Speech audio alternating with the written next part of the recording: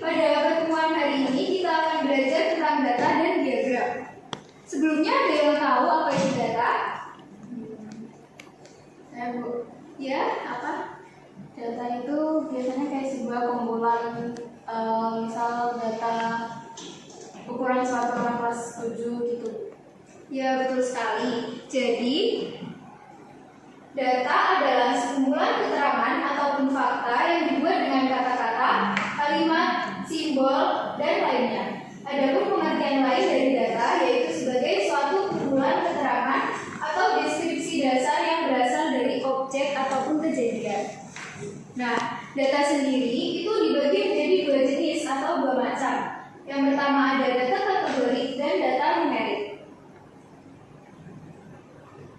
Data kategori adalah data yang berupa kategori atau kelompok, tidak berbentuk angka, dan tidak bisa dihitung secara matematis.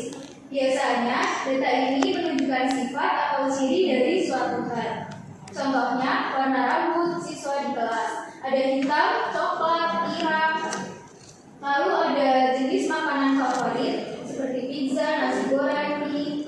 Terus jenis kelamin ada laki-laki dan perempuan. Nah, jadi data kategori itu tidak berbentuk angka atau tidak bisa dihitung secara matematis, tidak bisa dijumlahkan, tidak bisa dikurangi. Jadi cuma berbentuk kelompok atau kategori. Selanjutnya ada data numerik atau data yang berupa angka dan bisa dihitung atau diukur secara matematis. Data ini bisa digunakan untuk operasi hitung seperti penjumlahan, pengurangan, dan lain-lain. Contohnya, usia siswa 12 tahun, 13 tahun. Jumlah sepatu yang dimiliki 2 pasang, 5 pasang. Lalu ada nilai ujian matematika 85, 90, dan 75. Nah, kalau data numerik itu datanya bisa kita jumlahin, bisa kita kurangin. Seperti misal usianya 12 tahun, terus mau ditambah sama 12 tahun itu bisa kita lakukan operasi penjumlahan seperti itu. Lalu untuk lebih memudahkan kita membaca data, kita memerlukan yang namanya diagram. Nah, diagram sendiri itu banyak jenis-jenisnya. Di sini kita akan membahas 3 jenis diagram. Yang pertama, ada diagram batang atau diagram batang pada umumnya digunakan untuk menggambarkan perkembangan nilai suatu objek penelitian dalam kurun waktu tertentu. Diagram batang menggunakan proses vertikal dan horizontal yang bermanfaat untuk membandingkan suatu objek atau peristiwa yang sama dengan waktu yang berbeda atau menggambarkan berbagai objek yang berbeda dengan sesuatu yang sama. Contoh diagram batang bisa dilihat seperti ini. Jadi ada 2 sumbu atau ada yang vertikal dan horizontal. Di sini yang vertikal itu menunjukkan banyaknya siswa dan yang horizontal itu menunjukkan hobi yang dimiliki. Kok pada ngantuk ya? Kita listening dulu ya. Kalau ibu bilang hai, kalian bilang halo. Kalau ibu bilang halo, kalian bilang hai. Paham? Oke. Halo. Hai. Hai. Halo. Hai. Halo, halo, hai. Hai, halo. Hai, halo, hai. Halo, halo, Hai, fokus. Halo, halo, hai. hai, halo. Halo, halo, hai. Hai, halo. Oke, karena udah mulai gak ngantuk, kita lanjut ke materi. Nah, selanjutnya ada diagram garis.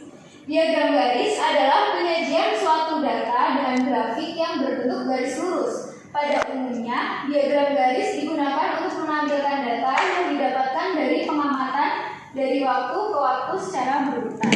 Nah, berikut adalah contoh diagram garis. Nah, diagram garis itu sebenarnya hampir mirip dengan diagram batang.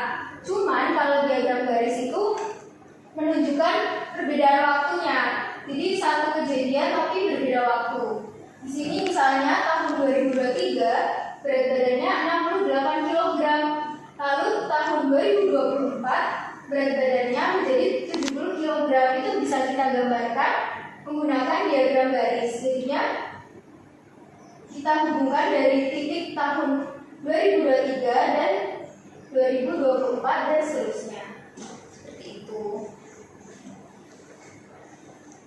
Selanjutnya ada diagram lingkaran. Diagram lingkaran adalah salah satu jenis dari banyaknya jenis diagram. Diagram lingkaran seringkali digunakan untuk menyajikan sebuah data dalam berbagai macam sektor, mulai dari pendidikan ataupun di dunia profesional. Sesuai dengan namanya, diagram lingkaran itu berbentuk lingkaran yang dibagi dalam beberapa bagian tertentu yang mengandung informasi di dalamnya. Hal ini bisa membantu kita memvisualisasikan sebuah data agar dapat dengan mudah kita diterima oleh orang lain. Nah, ini contoh diagram lingkaran. Jadi ini kan ada laki-laki dan perempuan. Kalau kita buat data seperti ini kan jadi terlihat jumlah laki-laki lebih banyak daripada jumlah perempuannya. Itu untuk memvisualisasikan data yang kita punya. Lalu bagaimana cara memilih diagram yang tepat? Nah, di sini ada beberapa cara. Nah, diagram batang itu lebih baik kita gunakan untuk membandingkan data dalam bentuk numerik satu sama lain. Seperti yang diagram tadi kan itu numerik ya, yang diagram batang sebelumnya. Lalu diagram garis itu hampir sama dengan batang, namun menampilkan perubahan data dari waktu ke waktu. Seperti diagram tadi itu menjelaskan berat badan dari tahun 2023 sampai tahun 2024 itu menggunakan diagram garis. Soalnya menampilkan perubahan data dari waktu ke waktu. Lalu yang diagram lingkaran itu menunjukkan satu bagian dari set data dibandingkan dengan seluruh set. Setiap bagian adalah persentase dari keseluruhan data. Jadi dengan diagram lingkaran itu untuk membandingkan lebih banyak data yang mana. Jadi kita dengan mudah melihat kalau jumlah tertentu itu lebih banyak daripada jumlah yang lainnya secara visual. Nah, ini ada beberapa contoh. Tadi yang menggunakan diagram batang itu data apa ya? Ada yang tahu? Data yang bisa dihitung. Betul. Nah, tadi kan kata Mbak Maizawa itu data yang bisa dihitung menggunakan diagram batang. Nah, di sini ada contohnya. Ketika kalian ingin membandingkan jumlah siswa yang berpartisipasi dalam kategori kegiatan olahraga di 5 kelas berbeda di sekolah kalian, maka sebaiknya menggunakan diagram batang. Itu. Lalu kalau diagram garis itu lebih baik digunakan saat apa ya? Ada yang tahu? Rata-rata atau interval. Betul, untuk melihat perubahan waktu. Nah, itu bisa kita gunakan ketika ingin membandingkan berapa banyak waktu rata-rata yang dihabiskan untuk belajar setiap harinya selama 1 minggu. Jadi kalian bisa menggunakan diagram garis untuk melihat rata-rata yang dihabiskan untuk belajar. Misal hari Senin kalian belajar 8 jam, hari Selasa belajar 7 jam, dan seterusnya. Itu bisa digambarkan menggunakan diagram garis. Lalu diagram lingkaran digunakan saat apa ya? Ada yang tahu? Untuk perbandingan. Untuk perbandingan agar lebih jelas ya. Nah, ketika kalian ingin membandingkan banyaknya jumlah siswa di kelas 9A dan 9B yang memilih jurusan IPA dan IPS atau bahasa, maka kalian sebaiknya menggunakan diagram lingkaran karena nanti bisa terlihat jelas dengan visualnya jumlah lebih banyak yang mana. Oke. Nah, di sini Ibu punya latihan soal. Bisa kalian kerjakan secara individu di kertas yang Ibu sediakan. Itu warna pink, Bu.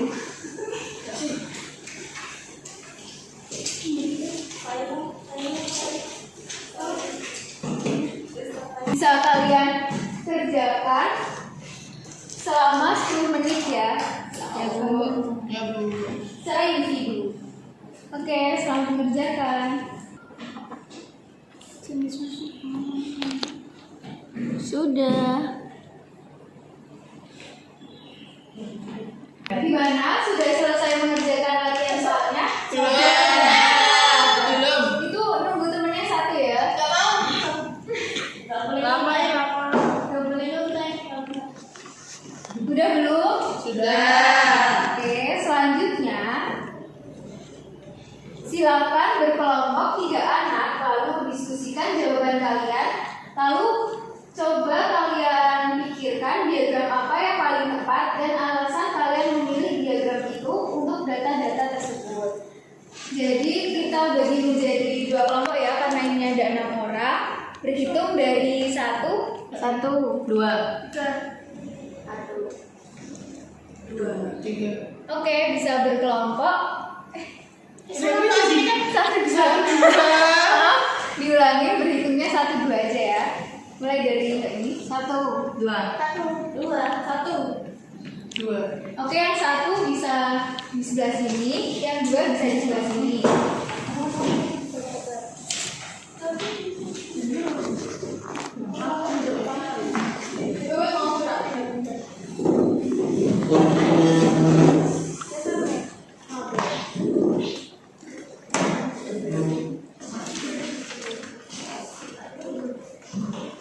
Waktunya sudah habis. Sekarang ada yang mau mempresentasikan jawabannya? Oke, untuk kelompok 1 bisa mempresentasikan jawabannya. Berdiri aja di situ.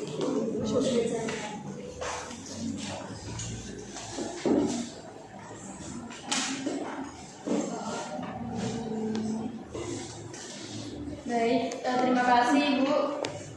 Saya Mizahwa dari kelompok 1 ingin mempresentasikan pertanyaan yang ada di PowerPoint. Untuk yang pertama, apa warna kesukaan kalian? Itu menurut saya masuk ke dalam data kategori, dan diagram yang paling tepat yaitu diagram lingkaran. Karena diagram lingkaran itu sangat cocok untuk menunjukkan proporsi setiap warna yang dipilih sebagai favorit. Jadi memperlihatkan kontribusi dari masing-masing kategori terhadap keseluruhan data. Lalu yang B, di negara manakah kalian ingin berlibur? Itu menurut saya masuk ke dalam data kategori. Dan diagram yang paling tepat yaitu diagram batang. Alasannya, diagram batang itu cocok untuk menampilkan frekuensi pilihan negara karena setiap kategori negara dapat dilihat dengan jelas dan mudah dibedakan. Lalu yang C, berapa kali dalam seminggu kalian berolahraga? Itu masuk ke dalam data numerik. Dan diagram yang paling tepat yaitu diagram batang. Alasannya, diagram batang efektif untuk menunjukkan jumlah aktivitas olahraga dalam seminggu dan frekuensi yang terkait dengan setiap nilai numerik. Lalu yang D, jenis musik apa yang paling sering kalian dengarkan? Termasuk dalam data kategori. Dan diagram yang paling tepat yaitu diagram batang. Alasannya, diagram batang itu dapat menunjukkan jenis musik yang paling sering didengarkan karena memberikan perbandingan visual antar kategori atau jenis musik yang lebih jelas. Lalu yang terakhir, berapa jumlah buku yang kalian baca dalam sebulan? Itu masuk ke dalam jenis data numerik. Dan diagram yang paling tepat yaitu diagram garis. Alasannya, diagram garis itu efektif untuk menunjukkan perubahan jumlah buku yang dibaca dari waktu ke waktu. Oke, bagus sekali. Gimana? Terima kasih untuk Mbak Mizahwa. Bisa beri tepuk tangan. Bisa duduk kembali.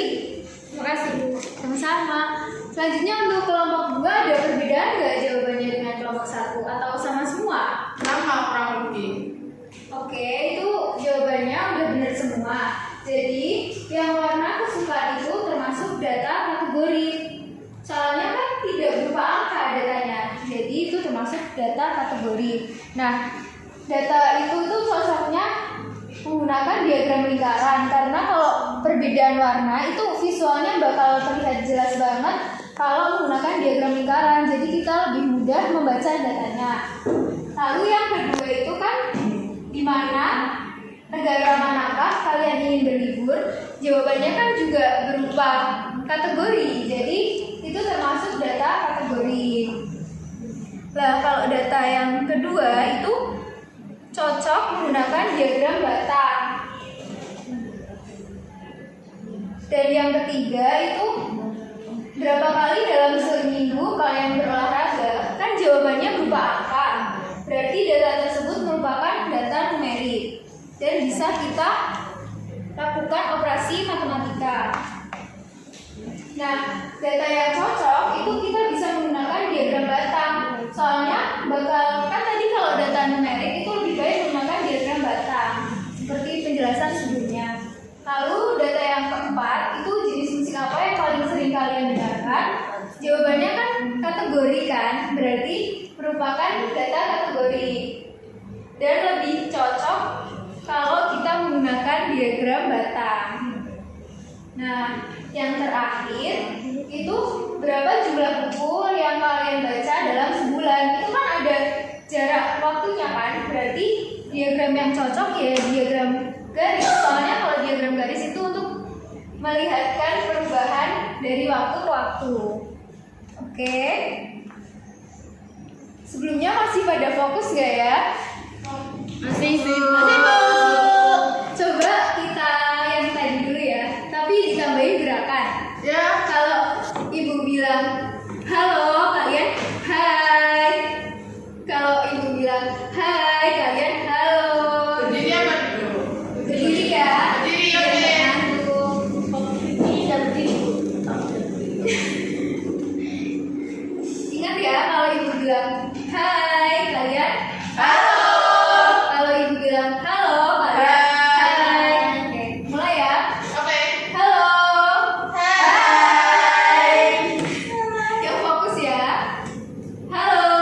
Hai. Hai. Halo. Halo, halo, hai. Hai, hai, halo. Hai, halo, hai. Halo. Ayo, Gak fokus ke depan, gak fokus. maju ke depan ya. Ulangin lagi, sekali lagi kalau ada yang nggak fokus, ibu suruh ke depan. Halo, halo, hai. Hai, halo. Halo, halo, hai. Hai, hai, halo.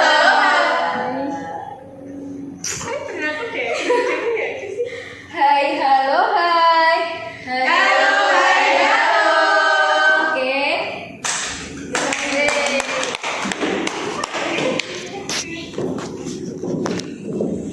Karena materi kita sudah selesai, coba ada yang bisa